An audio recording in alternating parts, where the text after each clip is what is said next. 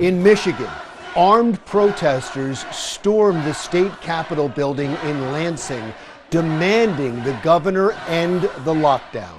Michigan has been ground zero for the protests, but in truth, tempers are flaring across the country as the economy continues to plummet and the unemployment rate rises. Take a look at this map. 25 states, half the states in the country, have recently allowed businesses to reopen and people to go back to work. 3 states, the ones in yellow, Illinois, Kansas, and New Hampshire, have plans to reopen soon. 4 states, Utah, Alaska, South Dakota, and Nebraska, they never closed in the first place. That leaves 18 states, the ones in red, that have no definitive plans of ending the lockdown. But this means we are soon going to have real data from within the borders of the United States on the spread of the virus with no lockdown. In the meantime, we have some data beyond our borders. Sweden never had a stay-at-home order, never shut down businesses, never had a lockdown. Now, despite reports to the contrary, the Swedish government did offer suggestion and guidance. They told people to stay inside when they can, to keep an arm's distance when they're out. But when most of the rest of the world, including us in this country, were sheltered in place, Swedes have been going to restaurants, going to the park, going to the hairdresser. Children have been going to school. Life looks pretty much like it did before the pandemic hit. In short, this is a libertarian's dream come true. But has it worked? Well, that depends on a few things. It depends on who you ask, what you value, and what you believe. As of May 1st, Sweden had 21,000 confirmed cases of COVID-19 and 2,462 deaths. That's a death rate of 11.7%.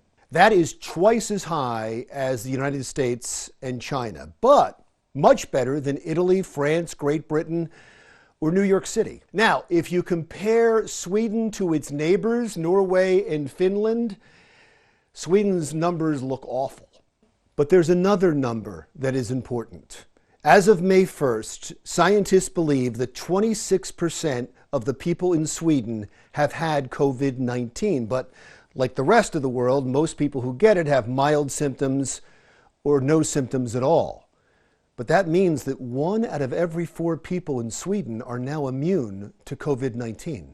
That's called herd immunity, the scientific theory that the more a group is exposed to a virus, the safer the group is in the long run because the group builds up an immunity. With predictions that COVID-19 may be around for years to come, Sweden might be the safest place to be in the future when the rest of the world is hit by a second or third wave of the virus. It is one of the reasons that Sweden's approach has been praised by the World Health Organization. I think there may be lessons to be learned from our colleagues in Sweden.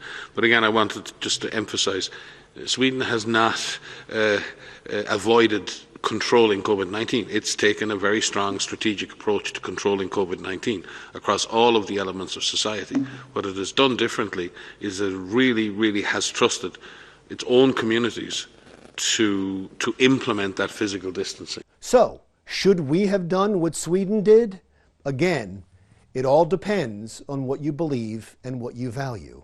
For instance, as the economy continues to suffer and more people lose their jobs and their livelihoods, the rates of depression, of addiction, of suicide are expected to go up drastically. We have to take that into account when we assess the overall health and well-being of our country.